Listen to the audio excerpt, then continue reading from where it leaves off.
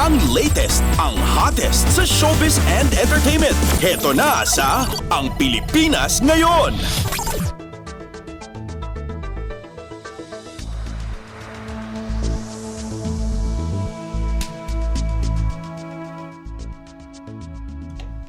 Hello! Magandang araw sa ating mga chismoso at chismosa na nag-aabang ng ating balitang artista. Nandito na si Mama JT para maghatid ng mga trending na balita sa mundo ng showbiz. Ito na ang ratsyada ng mga chika. Ito kahit hindi na masyadong active sa showbiz, hindi pa rin nawawala sa sirkulasyon ang dating child wonder na si Nino Mulak. And napapanood pa rin kasi ng madlang people si Nino sa ilang programa sa telebisyon at napapasama pa sa ilang mga pelikula at napapanatili pa rin ng aktor ang maayos at magandang buhay ng kanyang pamilya. And paano nga ba natin nasabi yan, mga kachismis? O, di ba? Parang nabulol pa tayo doon ng konti.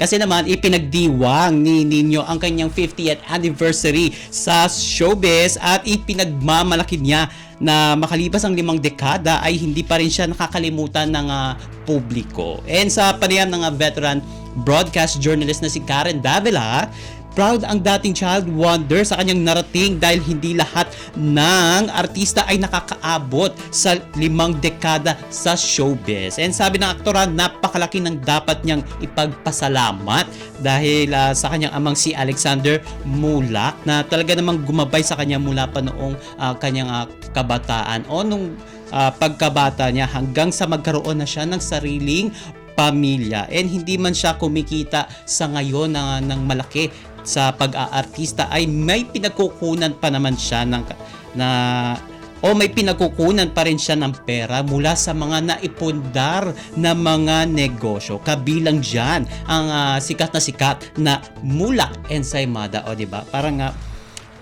na-encounter ko na yung Mulak Ensaymada na yan before. O diba? Parang sarap na sarap pa tayo dyan, mga kachismis. And say ni Nino, quote and unquote, may building kami and lahat ng pelikula ko kami nag-produce. So lahat ng kinikita noon may royalty po. And dagdag pa niya siya po yung nag-start ng trust fund para sa mga bata. I really owe everything to my dad and he really look out for my future. And bukod dito, utang niya rin sa kanyang ama ang lahat ng mga life lessons na dala-dala niya mula pa noong magsimula siya bilang child star. O di ba parang may some sort of future thinking din ang ama ni Nino na si Alexander. And advice ng kanyang ama sa kanya, darating ang araw na mawawala lahat yang kasikatan mo na yan. So pag dumating yung araw na yon, dapat handa ka. O di ba? Correct tayo diyan sa sinabi ni Alexander, yung ama ni Nino. And sabi pa ng aktor, kaya I was always prepared. Talagang consistent yun and lagi niya yung pinapaalala. O diba? Applicable yan para sa ating lahat, mga kachismis, na always prepare for our future endeavors. And samantala, in case you missed it, mga kachismis, ginanap pala ang TikTok Awards PH 2023 ng nasabing video sharing platform kung saan binigyang parangal ang ilang celebrities at personalities na nagmarka at nagbigay kulay sa mundo ng social media. O di ba? Isa na riyan ang kapamilya actress na si Francine Diaz na nagwagi ng Celebrity Creator of the Year.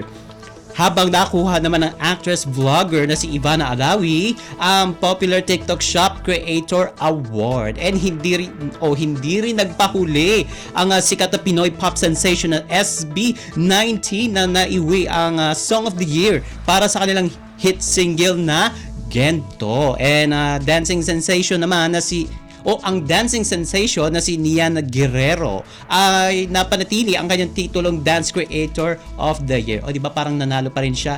Nanalo siya last year. O di ba? Ang galing-galing.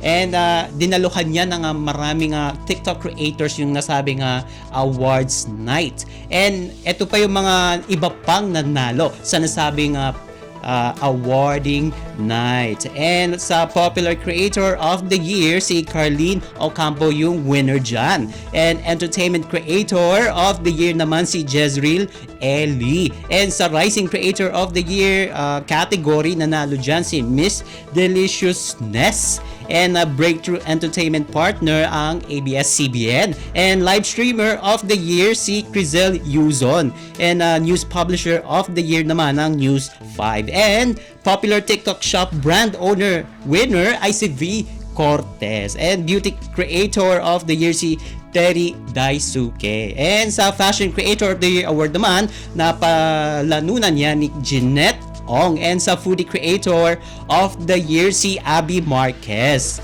And sa Educator of the Year si Chiki Tan ang nanalo sa nasabing award. And Gaming Creator of the Year para kay Archer Perez. And sa Sports Creator of the Year si Bianca Bustamante. Sa Comedy Creator of the Year si Spencer Serafica. Sa Effect House Creator of the Year si Andy Rabino. At syempre ang TikTok Creator of the Year ay si Archie Larga. And congratulations sa ating mga winners sa nasabing awards night.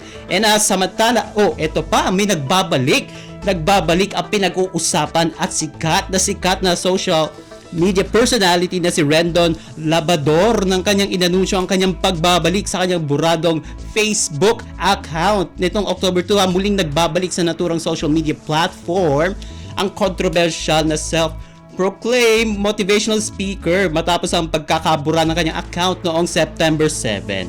Bungad ni Rendon, quote-unquote, "I'm back. Na-miss nyo ba ako? Kamusta kayong lahat? Pilipinas. Love muna tayong lahat ha. Ayos ba?" And makikita din sa hashtag doon sa nasabing post ang hashtag LoveLabador and hashtag Stay Motivated sa post ni Rendon. At may pahabol pa ang ating may pahabol pa siyang motivational quote sa comment section nito. And sinabi niya doon masarap daw sa pakiramdam ang magbago. And hirit pa ng social media personality, ang sarap pala magmahal. And matatandaan natin mga kachismis, noong nakarang buwan lang nang magreklamo ang social media personality ukol sa di umano'y pagmamass report ng Madlang People sa kanyang social media account. Una nang nawala ang TikTok account ni Rendon at pagkatapos nito ay ang kanyang Facebook page naman ang nawala. And maraming netizens ang nagdiwang sa pagkawala ng kanyang social media accounts dahil na rin sa hindi makatarungang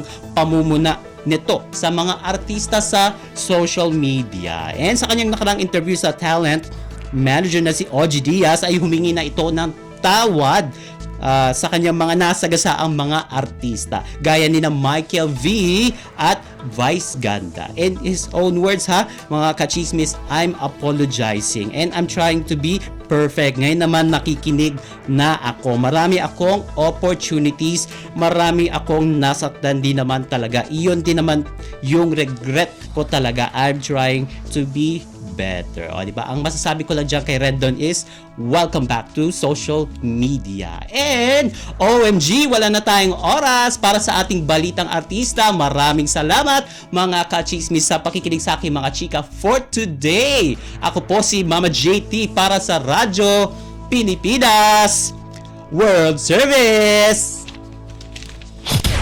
Ang latest, ang hottest sa showbiz and entertainment. Heto na sa Ang Pilipinas Ngayon.